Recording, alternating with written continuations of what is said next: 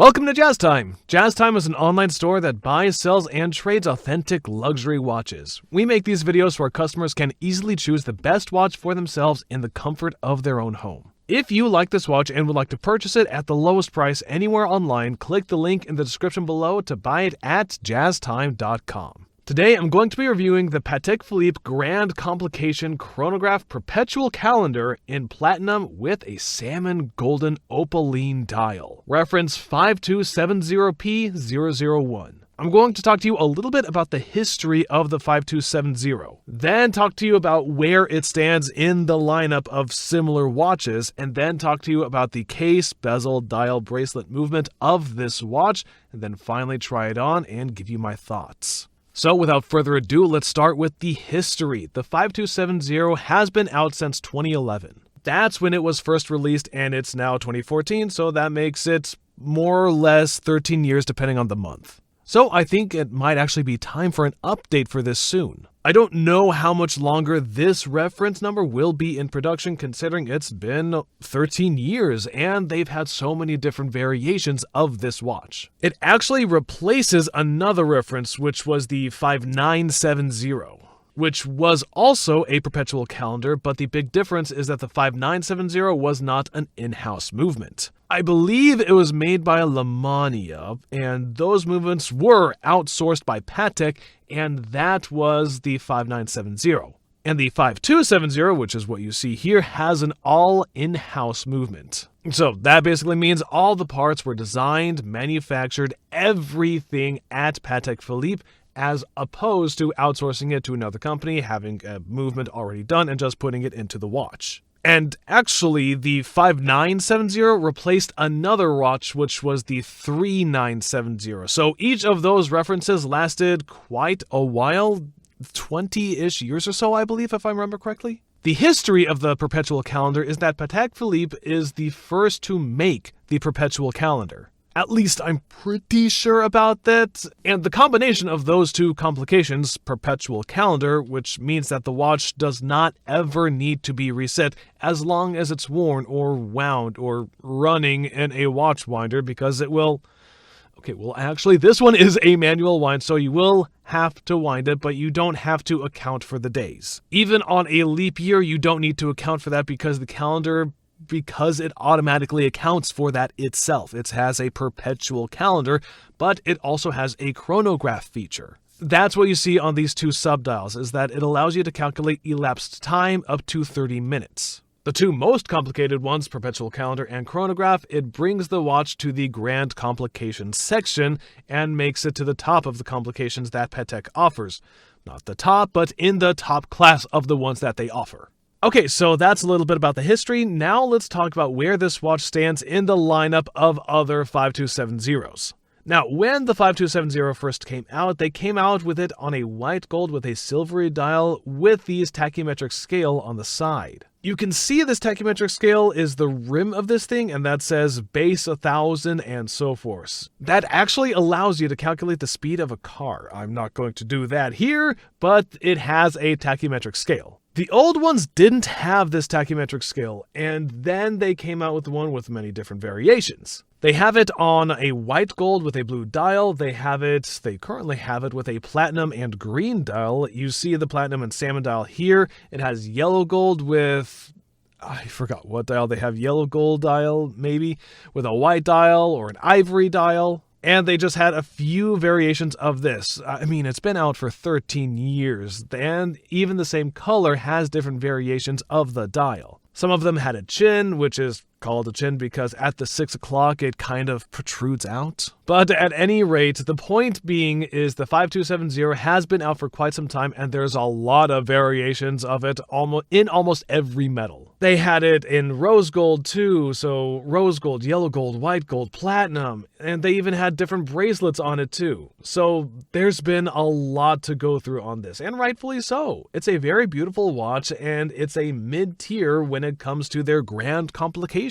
Patek Philippe considers any watch a perpetual calendar or greater as a Grand Complication. So this one actually has 3 complications. So it's definitely considered a Grand Complication for them. By the way, this watch is a Salmon dial on platinum case, and it came out, I believe, in 2018, and it had a run of about 3-4 years, and I think it was discontinued in 2022, so I guess that makes it 4 years, technically. It was replaced by a platinum with a green dial. And that was where it stands in the lineup of other 5270s. When it was first released, by the way, I think it retailed for about $170,000, something like that. And you could often get it at a discount. As of 2024, the retail price, let me check real quick on their website, is about $220,000. So it has gone up quite a bit. I mean, it's the same watch, but inflation, the market, whatever, all these factors together make the retail price go up quite a bit. So retail price is at $220, but you can get it at jazztime.com for way less than that. We're selling it in the 150s at the moment, I believe, so that's quite a bargain. It's one of the few Patek Philippe's that you can find at a discount, and especially it being a Grand Complication. In fact, this watch is an application piece. That means you would actually need to go and apply, which seems crazy that you'd have to apply to buy a $200,000 watch.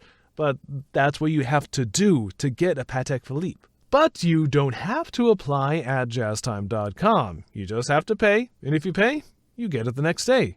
Hey, that rhymed. Okay, now let's move on to the case. Now, the case is actually quite interesting. It's a 41mm case. I'm going to turn it on its side. You would like to think that it's actually pretty thick. It's actually only 12.4 meters. It's not any thicker than a Rolex Datejust. And considering it's a Grand Complication, it has a perpetual calendar. Not only just an annual calendar, but a perpetual calendar. It has moon phase, so you can actually set the moon and tell what the moon is going to do and predict what it will be the next day, and you can track that. And you can also calculate elapsed time up to 30 minutes. Let's say you have your steak running and you want to find out how long it'll take to get from point A to point B. You have that. And it has these cool knobs on it too, so all of that, considering it being only 12.4 millimeters, is very good. By comparison, other chronographs can get up to 14 millimeters, but this one is packed so much more than that in only just over 12. And so, since we were talking about the case, I want to show you the side profile of this and the lugs and the case itself. What you'll notice is that the case is really interesting. Before, I want to say like 20 years ago or so, Patek Philippe was not making beautiful cases. They were making very basic cases, actually. But now they've sort of mastered their case making, and they've done very interesting things. Now, why do I say that? What makes them so interesting?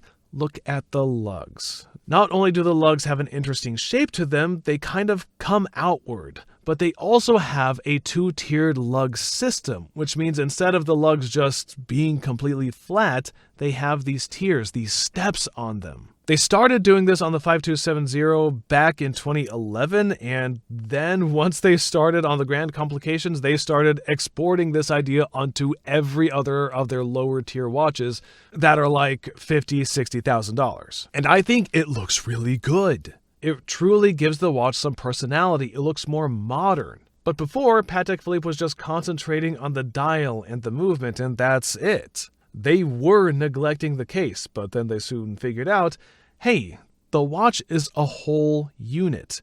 You have to consider everything on it. You can't just consider the parts of it. So they upped their game and made a beautiful case. And I think this platinum with these stepped lugs looks fantastic. As soon as you see it up close in person, it is quite a sight to behold. As I said, the case itself is platinum, and actually when you look at the back, it has an open case back, but it actually comes with a solid case back as well. Now, I don't know why somebody would want to put a solid case back instead of an open case back, especially since the movement is something beautiful like this. I'm not really sure what the benefit of that is. I've never seen a customer ask me to put it on. They always want to see the movement. I'm not sure why they even have this, but at any rate, they do it if you want it, I guess. So think of it like it comes with an extra case back. Sometimes people lose them because they're not really being used, but yeah, moving on, it's there. Now let's move on to the dial here. Now the dial is a Salmon dial. Patek calls it golden opaline, and I think it's what most people just call it salmon because that's what it looks like to you and me. A couple things I'm going to note to your attention here on the dial is first that the combination of salmon or pink with platinum is just stunning. I mean, that's the only combination you really can do, and Patek does do it best. And after the salmon platinum combo came out, they started doing it a lot more with other watches with the salmon and platinum. I'm thinking they have an annual perpetual calendar that they do. I forget the reference. It's also a Grand Complication. It's a starter Grand Complication, and they also do it for the 5172, which is a manual wind calendar. I'm trying to think if they do any other ones, but it's a very, very beautiful combination always. Platinum with a salmon dial. You can also get it in white gold with a salmon, but not this one. Now, a couple of things to note with that. The hands are Arabic. They're just regular numbers. On the newer in production green one, they're index markers. In this one, it's a little bit more vintage looking with these actual numbers. So the current model, which is green, there's index, and the hands here are sort of leaf-shaped. So what do I mean by leaf-shaped? It kind of has this curvature to it, as opposed to a sword, which is the current green one. They're sword-shaped. They're shaped like a sword. There's no curvature to them. You know what I mean? And I think being this way, it makes the watch look a little bit more traditional and vintage-looking, as opposed to with the sword hands. But anyways, it's not like you can choose. I just wanted to bring your attention to that. And the third thing is that I want you to look at the very bottom where the date is going 1 from 31. And the third thing is I want to bring your attention to the very bottom where the date is 1 through 31. You can see that at the 6 o'clock there's no protrusion of this round track, and that's because it's called a no chin. It doesn't dip down. If you look at those earlier generations, you see where the 13 to 17, those numbers would actually not fit. So they had to get rid of the track to fit them. On those older generations, they'd actually make the track go down, which kinda looked funny, to be honest. I think they realized that and they got a way to get rid of it. Anyways, that is the 6 o'clock. And since we're here, I'll tell you on the right-hand side, that's the minute counter. So you can actually activate the chronograph and it goes around for 30 minutes, 1 revolution in 30 minutes. On the left-hand side is the second counter. On the bottom corner, that's the dates, just 1 to 31. And then you have the moon phase here, and that's at the very top. You have Monday through Friday, and then you have the month. On these bottom left, you can actually see the number, or actually you see the number on these 2 little holes underneath the subdials where the number is. Since a leap year comes every 4 years, that's the way that it signifies that the year will be a leap year. So instead of when it gets to February 28th, it'll automatically jump to March 1st as opposed to going February 29th. Make sense? And hey, it only does this every 4 years, so there you go, perpetual calendar. And that's it for the dial. Let's talk about the stuff that makes it work, the movement. As I told you in the beginning of the video, the movement itself is all done in-house. There's no other brand that is making the movement like this as was on the 5970. This is all completely done by Patek Philippe. And now why is that important? Well, first, the caliber is CH29535PSQ. And it has a lot of moving parts on it. In fact,